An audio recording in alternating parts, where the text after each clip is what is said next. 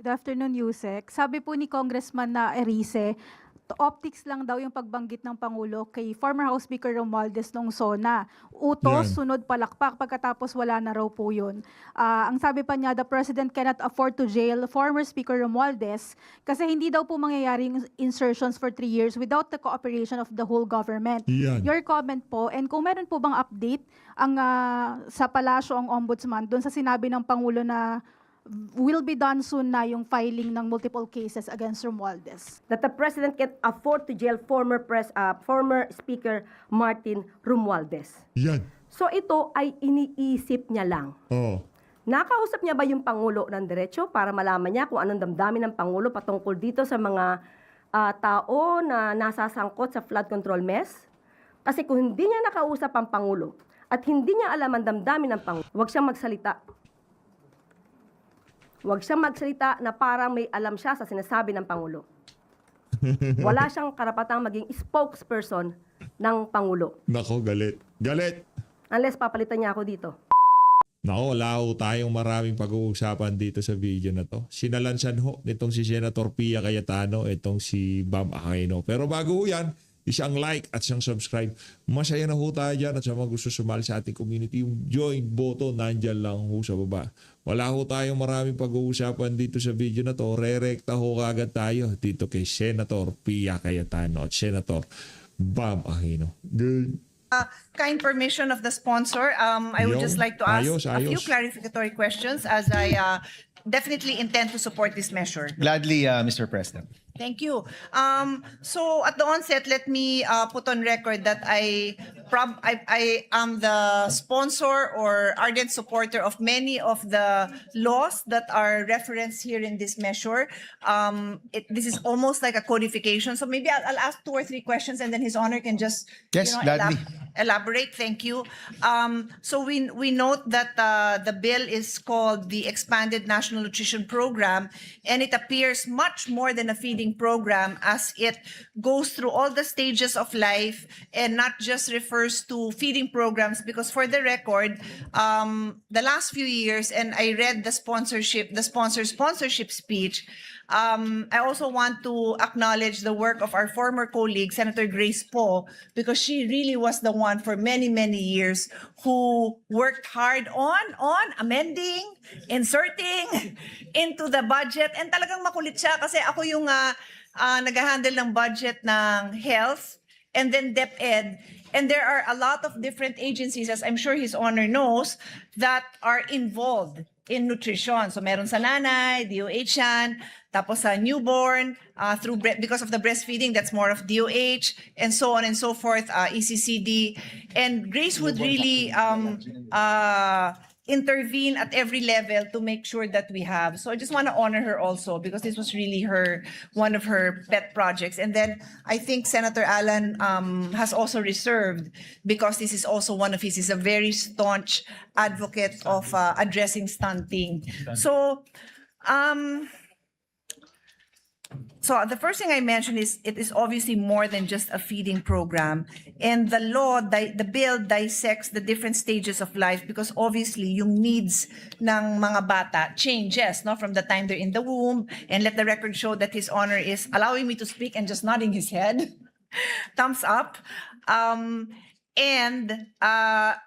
I'll go now to the first point I want to raise.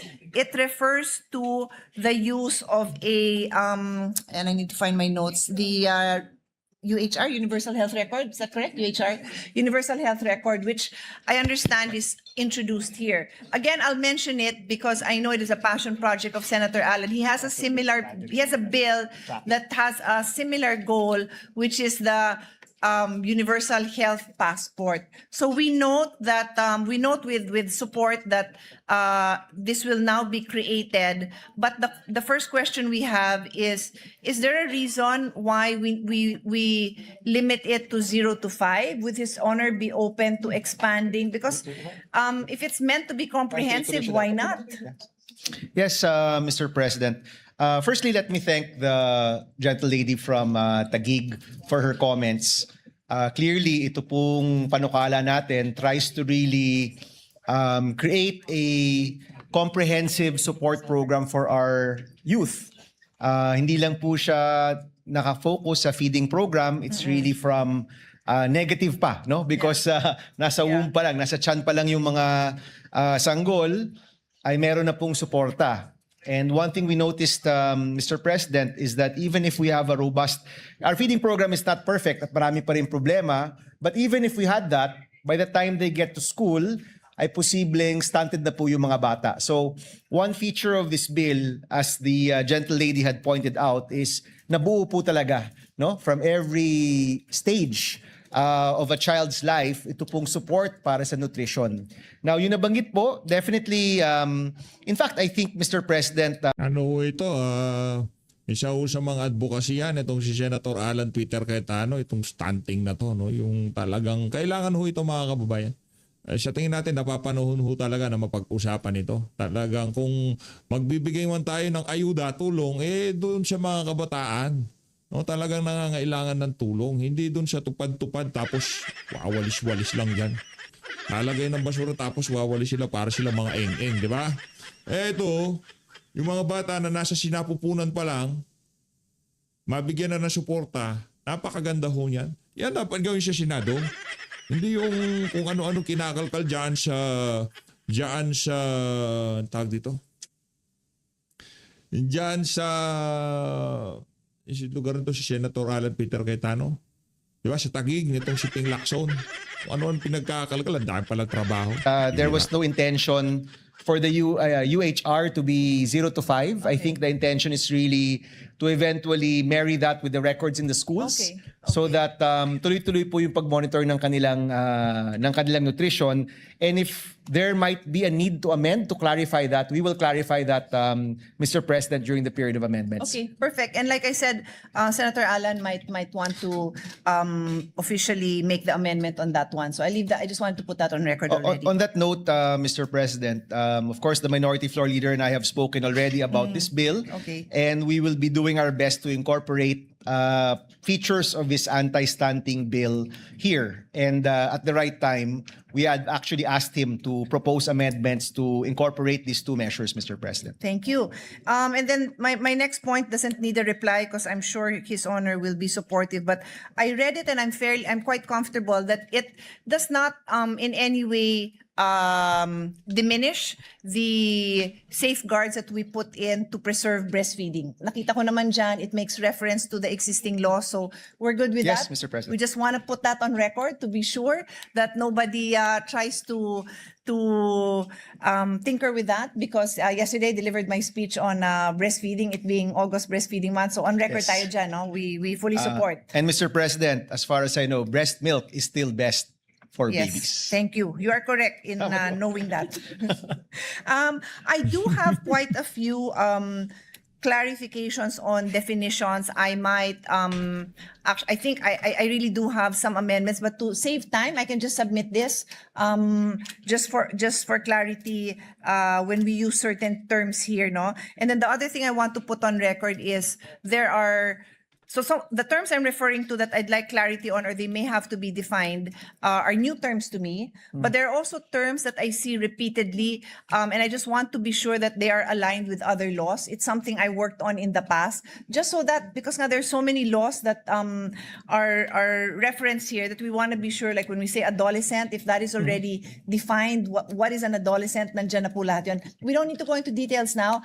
I think they all are, but I'll have my staff double check. Yes. If we note anything with concern, we'll just let His Honor know. We can do another check, Mr. President, with your team, and by the time we have this out on second reading, we will marry all of these definitions. As far as I know, Mr. President, we've used the existing definitions in previous laws, but of course, a second look might be warranted. But what does it refer to? No, parang sa UHC po, parang kailangan na meron ka medical replication. Okay.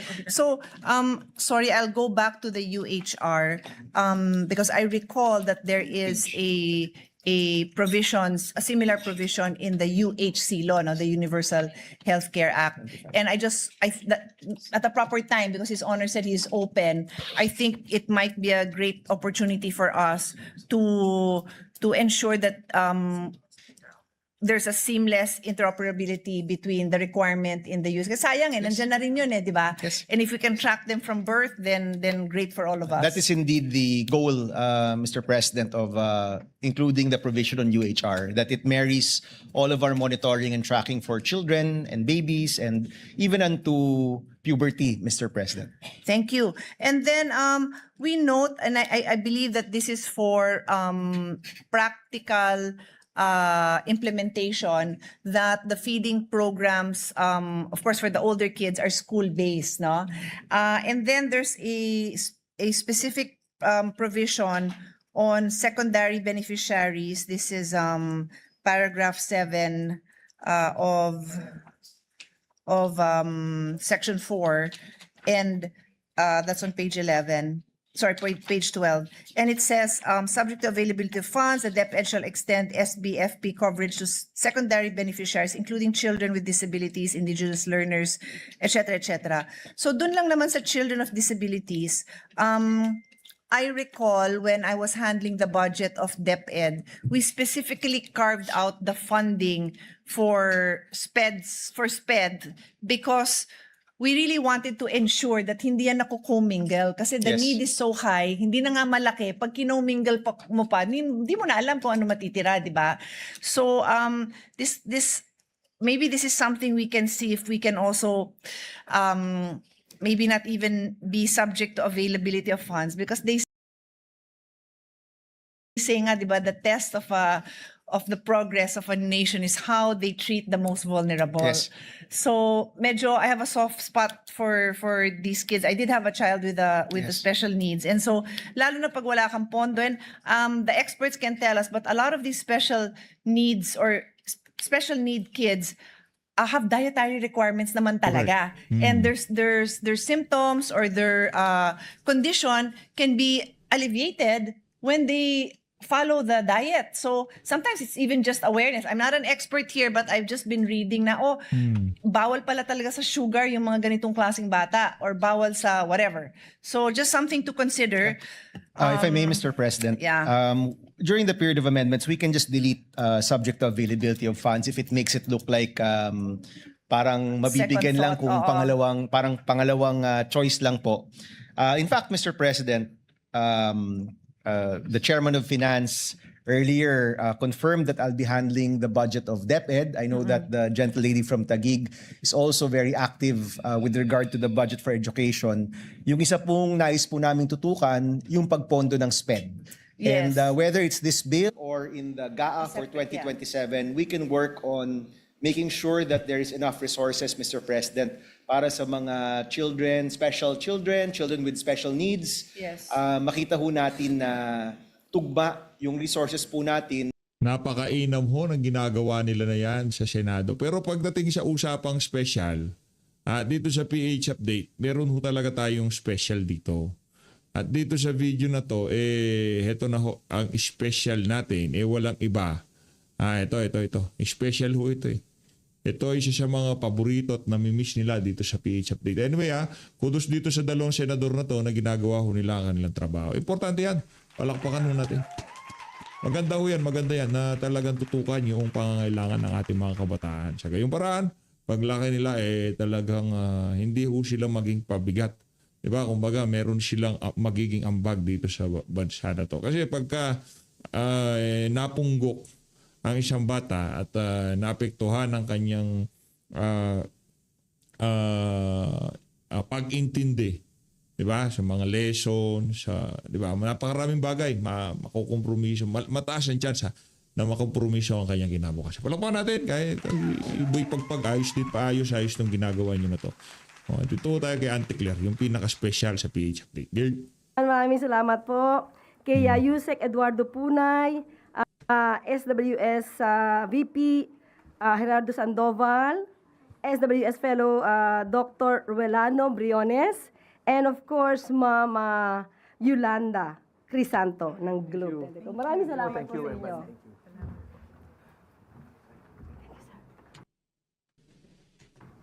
Yung, ito na, tanungang portion na ho ito. Siya sa pinaka-aabangan ng ating mga kababayan. Auntie Claire. Okay, at handa na po tayong tumanggap ng inyong mga katanungan. Para po sa unang katanungan, Julie Baiza, 1PH. Good afternoon, Yusek. Sabi po ni Congressman na Erice, optics lang daw yung pagbanggit ng Pangulo kay former House Speaker Romualdez nung SONA. Utos, Yan. sunod palakpak, pagkatapos wala na raw po yun. Ang sabi pa niya, the President cannot afford to jail former Speaker Romualdez kasi hindi daw po mangyayari yung insertions for 3 years without the cooperation of the whole government. Yan. Your comment po, and kung meron po bang update ang sa palasyo ang ombudsman doon sa sinabi ng Pangulo na will be done soon na yung filing ng multiple cases against Romualdez. Nako, Okay, excited sumagot si Auntie Claire. Kung Egay ha, nasa watchlist ka na. una, yan ba ang talagang kanyang mga sinabi? Kasi nahulog yung laptop kanina. Baka naguluhan. Napanood nyo ho yung uling video natin. Oh, yun talaga sinabi niya, Ante. Ha? Yun talaga ang sinabi ni Congressman Egay Erice. Kumbaga, dula-dulaan, scripted. Pagkasabi ni Marcos Jr., palakpakan yung mga crocodile. Ganun na ganun, Ante. Huwag ka mag-alala. Kasi gulong-gulo yung isip dyan ni Congressman Erice. Parang hindi siya tumutugma sa katotohanan. Sure? Okay naman yung laptop? Okay, sige.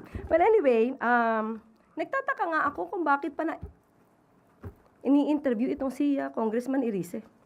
Dahil ang kanyang mga sinasabi ay laging may parang, I think, I don't think. Lahat ay puro sa galing lang sa kanyang isipan pero walang basihan. Walang facts. Puro theory. Alam niyo po, sa gobyerno, hindi tayo dapat nabubuhay lagi sa theory. Hindi tayo dapat lagi nabubuhay sa paninira. Nakita ko nga po ang, kumbaga yung script ng kanyang pinakahuling interview dito sa One News PH. Kaya tama naman po yung binanggit nyo, Ma'am Julie, no? Bago dyan, meron siyang binanggit patungkol dito na hindi lang flood control projects ang problema, kundi pati yung pagkolekta ng basura. Ang sabi niya dito ay meron siyang alam tungkol sa mga local government na ang tawag ay collect all. Kung saan pinaparatangan niya yung mga opisyal ng local government ay corrupt. So kung siya may alam naman dito at isa siya sa public servant at siya ay isa sa maingay na nagtutuligsa, gumawa na ba siya ng aksyon patungkol dito sa mga di umano mga local government units na nagkakaroon ng korupsyon patungkol sa pangongolekta ng basura? Pakitanong niyo po sa kanya yan. Nako, matindi yan. Kung Egay, pakitanong nyo sa kanya yan. Pangalawa, ang sinabi niya dito, again, sabi niya, kasi I don't think that the President can afford to jail former Speaker Martin Romualdez. Yan. So ito ay iniisip niya lang. Oh. Nakausap niya ba yung Pangulo ng diretso para malaman niya kung anong damdamin ng Pangulo patungkol dito sa mga tao na nasasangkot sa flood control mess? Kasi kung hindi niya nakausap ang Pangulo at hindi niya alam ang damdamin ng Pangulo. Ang tanong kailan nga, kaya nga yung word na I don't think, nag-ugat yan doon sa napakatagal. Mahigit 1 taon na yung mahiya naman kayo. Mapahanggang sa ngayong mga panahon na to, wala pa rin. Di ba? Sino nakakulong? Rodante Marcoleta. Wala namang issue sa flood control yun. Di ba?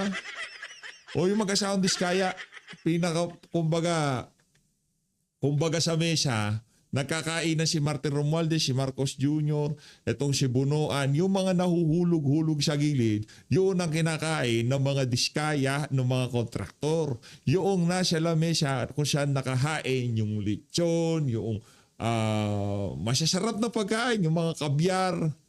Nakaupo doon si Martin Romualdez, si Marcos Jr., Saldico, Bunuan. Diba? Ngayon yung waiter, kung tawagin, yung nagdadala ng pagkain sa lamesa, yaan si Traiji Bolivar at yaan si Adrian Bersamin. Diba? Si Mark Tiksay at itong si Paul Estrada. Sila yung nagdi-deliver ng yan yung mga utosan ni Mark Tiksay at Paul Estrada, yung mga Marines. yung mga kontraktor, kunyari sumubo ng kabyar si Martin Romualdez, merong nahulog na 2 o 3 itlog ng kabyar, yun ang kinakain ng mga diskaya. Walang kwenta yung napupunta sa kanila. O ilang taon? 2 taon na, magta-3 taon na, matatapos na ang termino ni Marcos Jr., hindi pa nakukulong si Romualdez. Pambira. Huwag siyang magsalita. Huwag siyang magsalita na parang may alam siya sa sinasabi ng Pangulo. Wala siyang karapatang maging spokesperson ng Pangulo. Nako, galit. Galit. Unless papalitan niya ako dito. Diba? So kung ang binibigyan niya lang ay yung nasa isip niya, patain niya na yung nasa isip niya. Patayin niya na yung kanya nasa isip. Patain. Dahil wala po yung katotohanan. Yan kasi kayo dyan sa Malacanang, mahilig kayong, di ba? Patay. So talaga anti-Claire. Sinabi pa niya, at sinunggandahan, nitong si Lord, Lord de Vera. una sinabi ni Congressman Elise, sinabi daw ni Speaker, if I'm going down, I'm not going down alone. Tapos, sinunggandahan nga ni host, I don't think that the President can afford to jail former Speaker Romualdez. At muling sumagot itong si Congressman Elise, dahil laglagan na yan. Kailan kasi makukulong si Martin Romualdez? Pakulong nyo, di napahiya si Erice. Pakulong nyo si Romualdez, mapapahiya si Erice, tapos ang usapan. Si Congressman Elise ang isa sa pinakagusto kong makausap. Kaharap kayo. Lagot ka kung Erice. Mag-ingat ka. Gigil sa'yo si Andy. At tatanungin ko siya ng diretsyo. Oh, Saan ang gagaling ang ang tapang lahat? no? Tapang. Pero pagka hinabol sa inyo ng mga OFW, tumatakbo naman, nagpupunta siya. Akala talaga. Kala mo talaga, may bitaw no? Lahat ng sinasabi. Bira.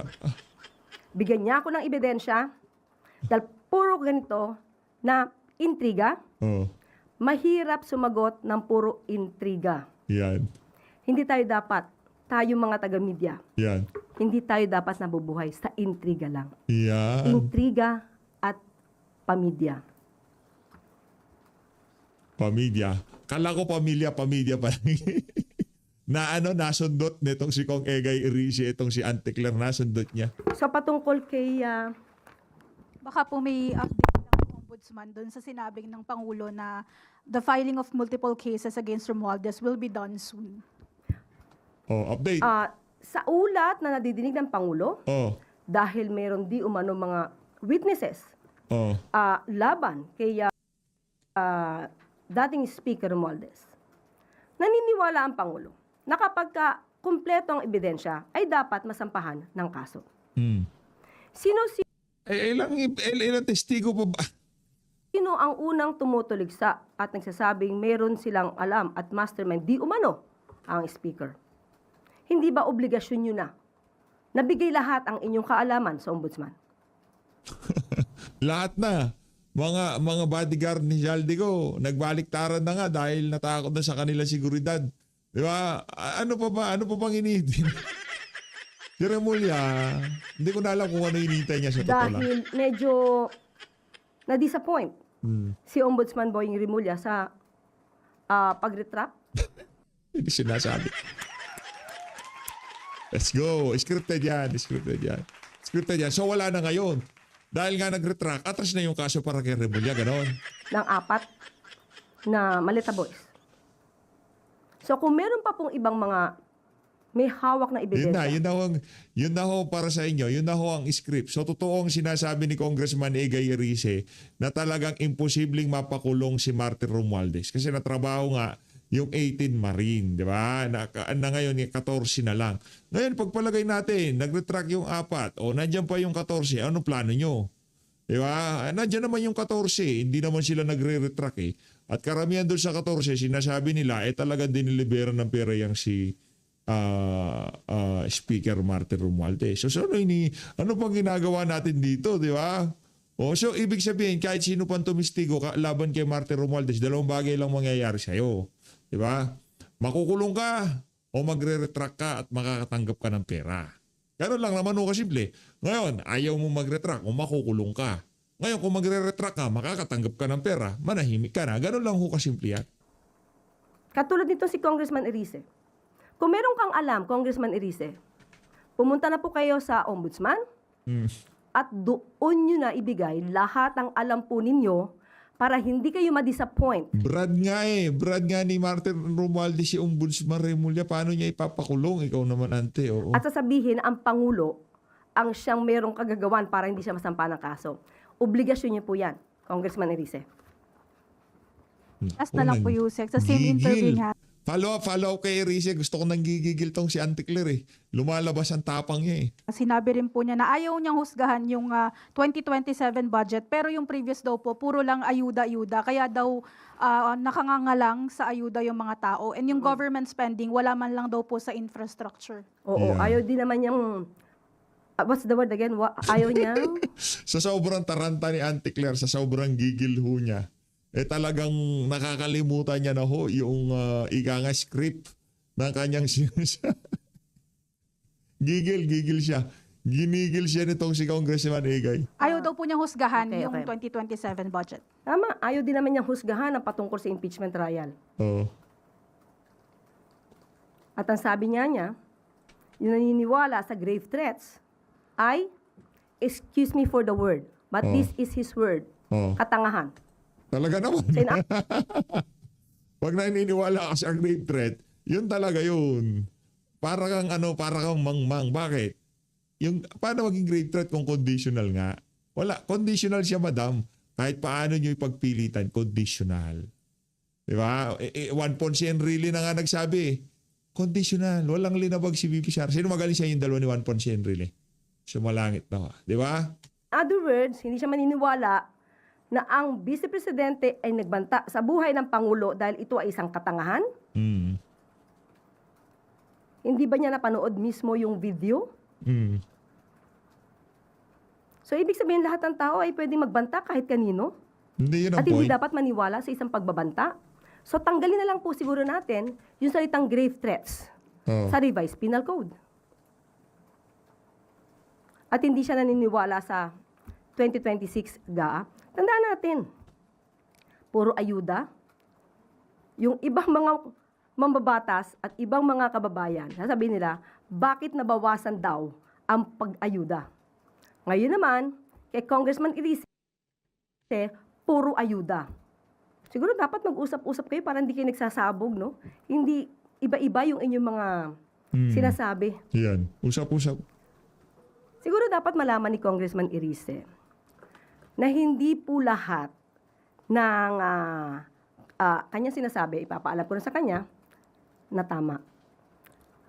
Ang binigay po ng budget sa ngayon, nandiyan po, isa, edukasyon, infrastructure, disaster resilience. Ang edukasyon po ba ay proper? Wala po ba tong ayuda? Yung walang gutom ni Sec Rex, ito ay parte ng budget. Yung 20 pesos na kada bigas, ay kada kilo na bigas, yan ba ay hindi para sa ayuda? Yung LGSF na binibigay para sa mga local government units, hindi ba ito para sa ayuda? Kapag ka nagkakaroon ng kalamidad at pumupunta ang Pangulo sa mga apektadong lugar at nagbibigay ng financial assistance, hindi po ba yun ayuda? Kaya sabi nga po natin, bago Hindi yun yung ayudang tinutukoy. Ang ayudang tinutukoy, yung ayuda na kahit wala ng kalamidad, yung kung bakit may AX dahil ni speaker, yun yung ayuda. Ngayon kung yung mga kababayan natin na salanta at bibigyan ng ayuda, so be it, walang problema. Pero yung tipong walang kaabog-abog, 5,000 AX, tupad, kung ano-ano pinagagawa nila sa pera ng sambayan ng Pilipino. Doon tayo nagkakaproblema, ante, ha? kung magsalita, mag-aral po muna. Bago mag-angas, ilagay muna sa lugar kasi baka habulin ka na naman ng mga OFW niyan. Ha, ante? Sunod po na tanong, Ann Soberano, Bombo Radyo. Yusek, good afternoon.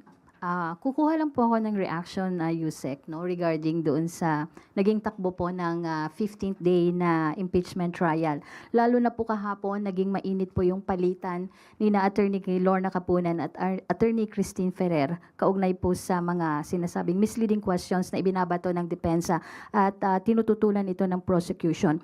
Sa pananaw nyo, Yusek, bilang abogado, bahagi ba ito ng strategiya sa cross-examination o maaari itong makakaapekto sa paglilinaw ng mga isyong tinatalakay sa trial? Okay. Even before, sinabi po natin, ang Pangulo at ang administrasyon ay hindi makikialam sa anong ginagawa at proseso dito sa impeachment trial. Pero bilang parte ng aming mandato na ipaliwanag ang katotohanan, ito po ang aming nakita. Unang-una, bakit nga ba naubos ang 125 million pesos in 11 days? Ang sabi nga lang ay 1 day. Dahil kahit sa isang araw, mabilis na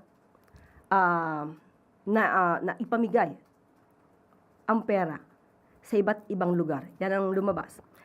Ang problema kasi dito, executive, sabi nyo, hindi kayo makikialam. Ngayon, dinidiscuss nyo na dyan yung nangyayari sa impeachment trial ko. So, ano yan? Di ba, ay hindi nga pala kayo kasama sa mga party, no? Ang participation lang pala ni Marcos Jr. ay talagang itulak yung impeachment na yan. Sige, anyway, nandiyan na tayo, ante. Ituloy mo na yan. Ang pondo po kasi, kapag hindi naubos sa loob ng isang taon, ito ay bumabalik sa National Treasury. So, lumalabas, kailangan ubusin in 11 days para hindi na maibalik sa National Treasury. Pangalawa, dapat po natin tandaan, ang confidential funds, hindi dahil nandiyan ang salitang confidential, ay hindi ka na magre-report ng maayos. Kailangan ito ng mga resibo upang patunayan na talagang nagkaroon ng transaksyon, nagkaroon ng negosasyon, nagkaroon ng mga activities patungkol sa national security, peace, and order. Nandyan po, malinaw sa Joint Circular 2015-01 kung paano dapat i-liquidate ang confidential funds. At pag sinabi natin confidential, maybe hindi mo agad ipapakita ito sa ICPAW, pero pag nagkaroon ng red flag, kaya nga nakalagay dyan dapat sa sealed envelope, nasa kustodiya ng agency, let's say OVP, para kapag may tanong ang COA, madali nyo mapapakita kung saan talaga ginastos ang pera. Walang mali sa confidential funds kung ito ay nagagamit sa tunay na dahilan or purpose at kung ito ay base sa mandato ng ahensya.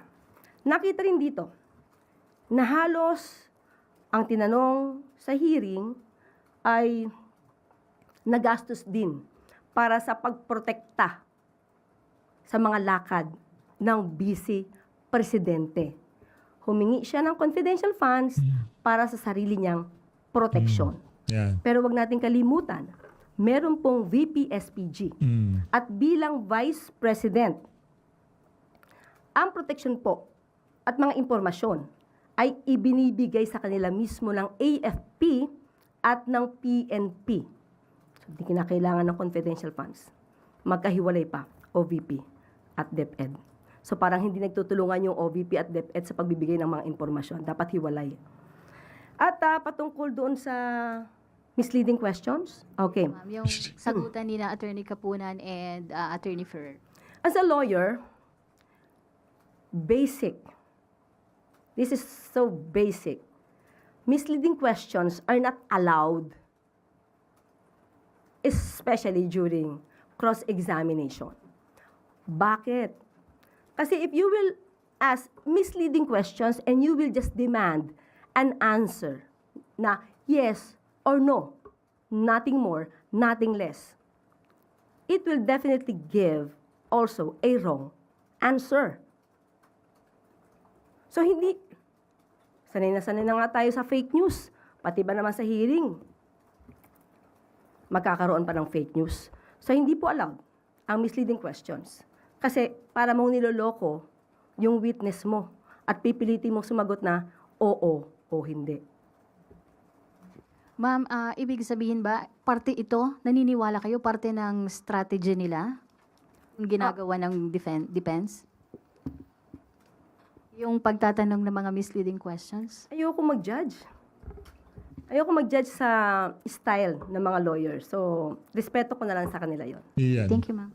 Follow-up question, Kat Domingo, ABS-CBN. Undersecretary, also as a lawyer, what do you make out of the defense's manifestation sa latter part ng hearing na apparently hindi po pala about sa misleading questions yung sinasabi daw na this is not allowed because when I'm not sure if you watched it live, pero while we were watching it, we were of the impression na yung sinasabi ng defense counsel na this is not allowed was pertaining to this is allowed was pertaining to misleading questions. But then the manifestation later on, hindi daw pala yun yung tamang context. What do you make out of that manifestation of the lead defense counsel? Alam mo, sa isang lawyer, dapat matalas ang tenga mo.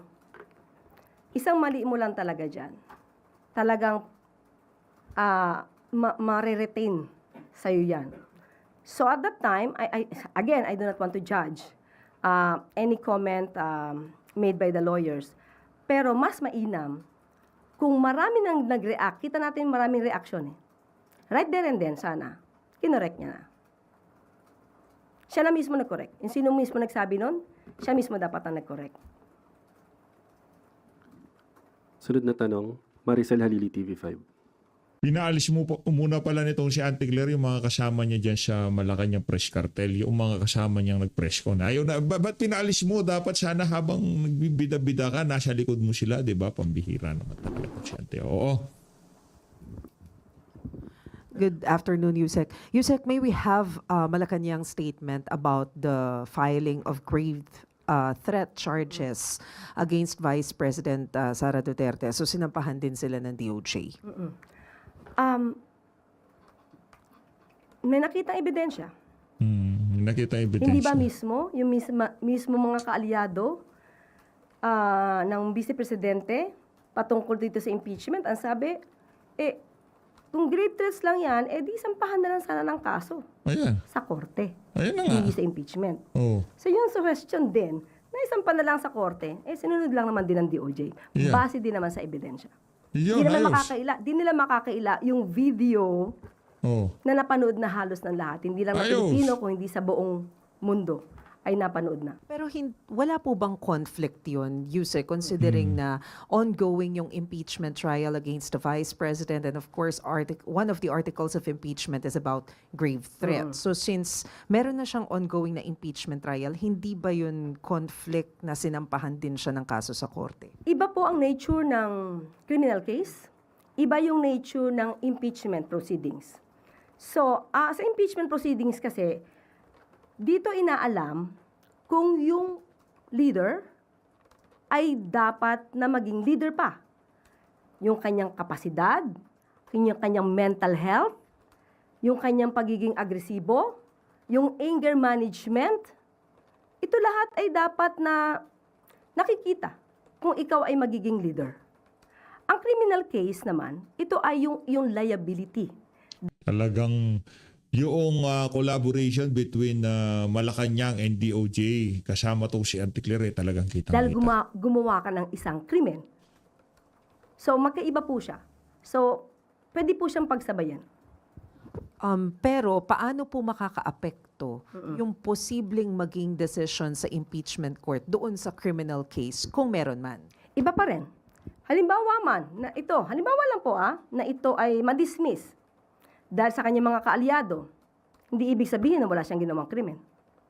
Kasi ang elements of the crime ay nakasaad diyan sa revised penal code.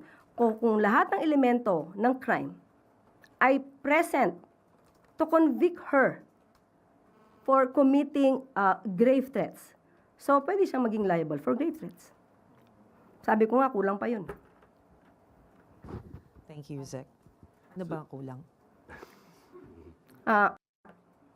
As a lawyer, As a lawyer, if you will watch the full video, the video in full, in full, yan. ang effect nun is there is this intention to sow hatred against the president, against the government. So it is not just a simple grave threats. Personally, my opinion. What do you mean by that, Yusek? So if it's not a simple grave threat, ano dapat? For me, but I cannot go against the DOJ. There is this element of inciting to sedition. Thank you, Yusek. Sunod po na tanong, Let Narciso, DZRH. Good afternoon, Yusek. Ma'am, nitong kasagsagan po ng habagat, ayon sa Department of Education, nasa higit 200 paaralan pa rin yung nagamit na evacuation centers. Kumusta po ba yung implementasyon ng Ligtas Pinoy Act? Okay. Nakwenta yan. Ayun na nga mga kababayan, dito na muna tatapusin ang ating reaction video. Maraming salamat sa pag-support sa page. Mag-ingat po kayo lahat. Manlagan Pilipinas.